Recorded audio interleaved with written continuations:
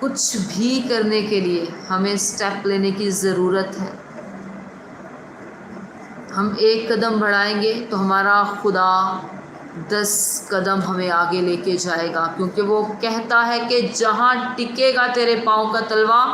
وہ جگہ میں تجھے دے دوں گا۔ ہاللیلویا۔ تو وہ جگہ چاہے کلام کی پریچنگ ہو، چاہے پھر آپ ورشپ کرنا چاہتے ہو، چاہے آپ ایونجلزم کرنا چاہتے ہو، خدا کی کھیت میں آپ کسی طرح کا کوئی بھی کام کرنا چاہتے ہو اور آپ نے خدا کی حضوری میں اس بات کو رکھا ہے، تو پھر اس بات پہ بھی ایمان رکھیں کہ وہ جگہ آپ کی ہے اور خدا وہ جگہ آپ کو بہت جلد دینے کو ہے، لیکن آپ نے